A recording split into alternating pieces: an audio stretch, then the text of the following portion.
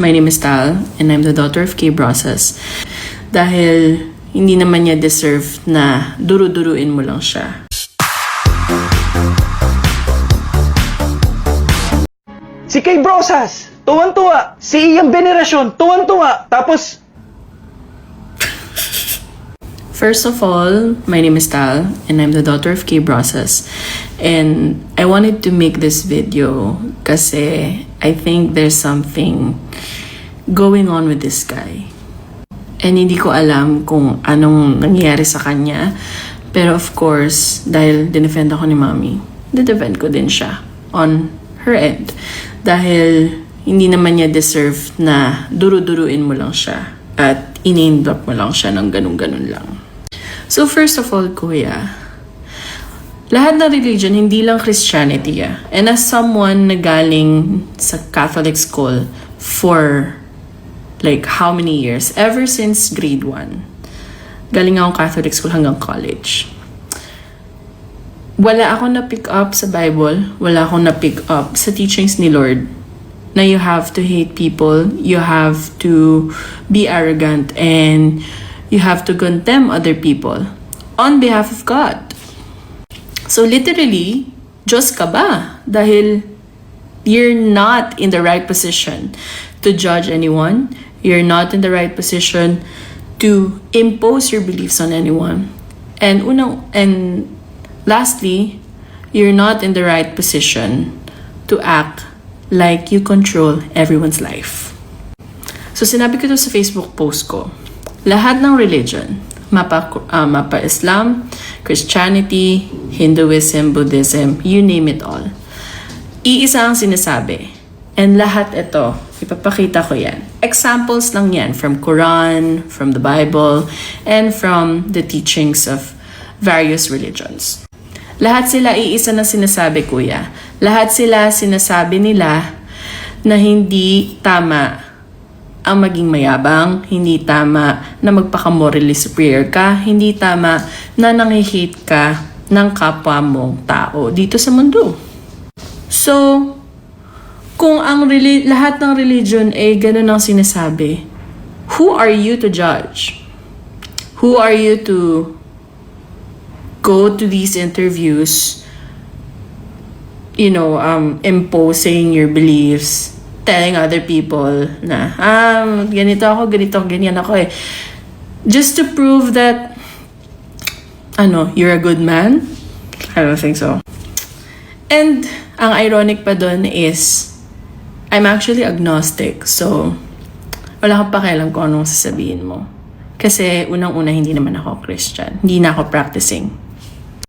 So, unang-una, if someone has a different belief, someone has different values, or someone has a different religion from you, you don't impose anything. You just share with them yung teachings ni Lord. You just share them what's the good in the Bible. But you never impose your beliefs in them. Because, again, iba-iba tayo ng opinion. Iba-iba tayo ng kinalakihan at iba-iba tayo ng mga gusto sa buhay. At huwag natin pakialaman yun. And ang nakakatawa dun kasi is you're acting so overly religious, but you're not being Christ-like. You're not displaying attributes of Jesus Christ.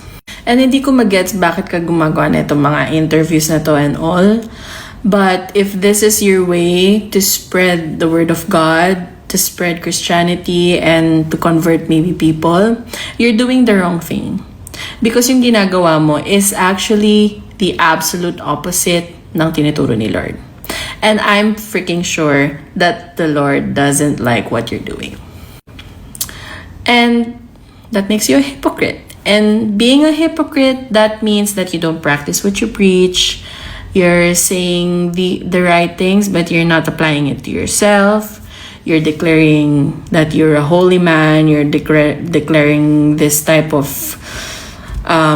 like a godly man that you are, but you are actually not. And ang nakakatuwa doon and ang ironic doon is tinalo mo pa yung mga atheists or non-religious people na wala silang religion, but they They have so much humility. They have so much compassion. They help people. They help the community.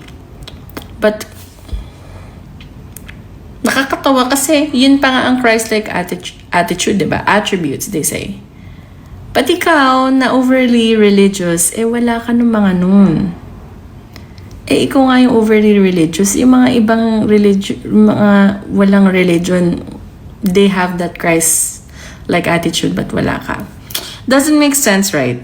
So, madaling salita, yung religion, iba ang epekto sa'yo. Parang ang epekto sa'yo hindi maganda. Dahil hindi ko nakikitang maganda yung effect niya sa'yo dahil iba yung pag-interpret mo. Because it has to humble you. Religion makes you humble. You know, it makes you grounded. It teaches you a lot of things. And even not just Christianity, I also read the Quran, I also read the Bible.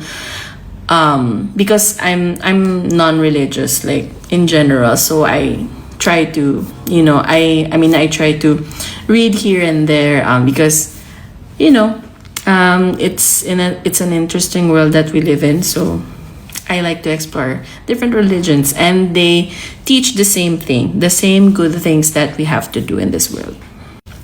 So, as I can see, ginagamit mo lang naman talagang weapon yan just to spread your hate and your homophobia.